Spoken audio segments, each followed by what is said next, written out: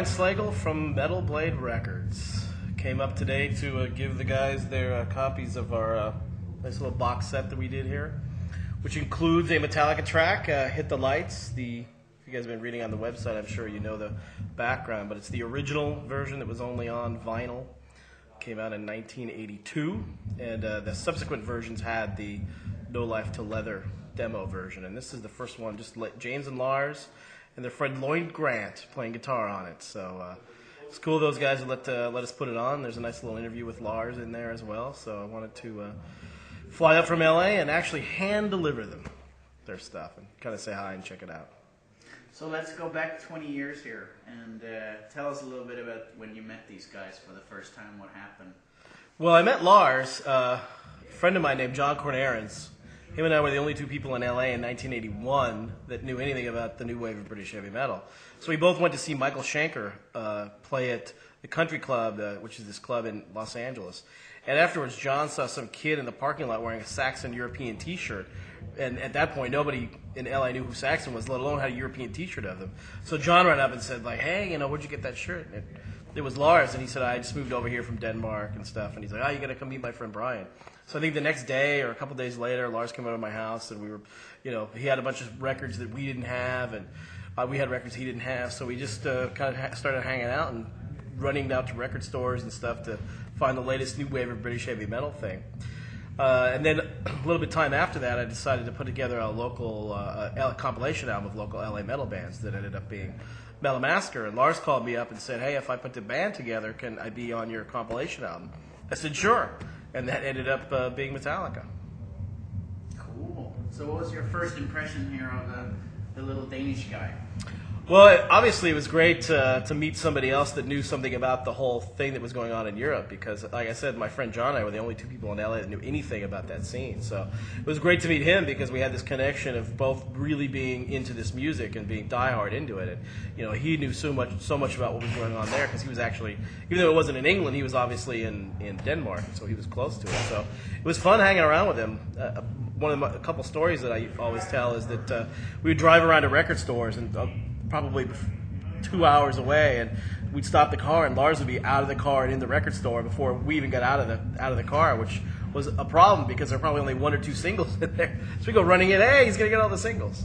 And also, I remember we were over at his house one time, and he had a drum set in the corner that wasn't even put together yet. He said, I'm gonna start a band.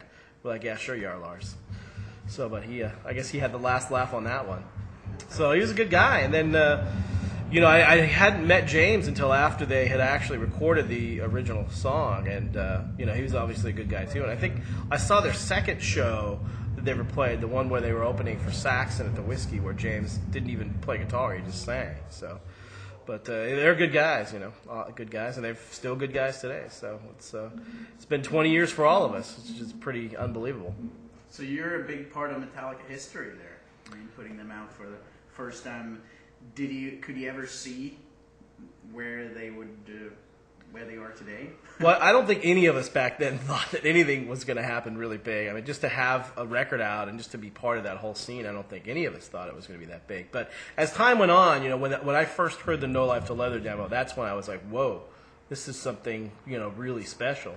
And then we did a Metal Massacre show up in San Francisco, and they brought them up. And, in LA when they played, they were awesome. But the LA crowd was kind of, at that point, kind of getting more into the Motley Crue Rat, more pop metal sort of thing. So they didn't quite fit in.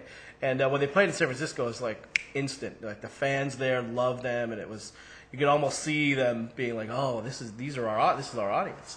And that was another click where you go like, oh boy, this is really going to start to happen. So you could see it in the early days once they started to play around LA and stuff. It was awesome. And of course, they've gone on to do pretty well, I think. Still around? Yeah, they're still around. Cool. Anything else you want to tell us? I mean, how does it feel being here today and, follow them from day one? Oh, it's fun, I mean, they're good guys, and, it's cool that we've all remained friends over all these years, and we've both, had some success in the music business, and, they're still the same guys. Honestly, they're still the same guys that they were 20 years ago. They really haven't changed a whole lot other than the fact that they have nicer studios and things like that. So it's always a lot of fun to come up and see them. It's a good time. So you heard some of the new stuff. How do you compare it to Hit the Lights? A little more mature, maybe. But the new stuff is awesome. I was really impressed. I like the stuff they're doing, and I think everybody out there is going to be pretty happy, too. It's metal.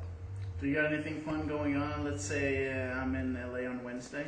Yeah, if you're there on Wednesday, December 4th, you're going to see a whole bunch of metal bands. It's our 20th anniversary show at the Palace in Hollywood, California. And we have, let's see, Cannibal Corpse, Armored Saint, Engine, Lizzie Borden, Vehemence, and Cattle Decapitation.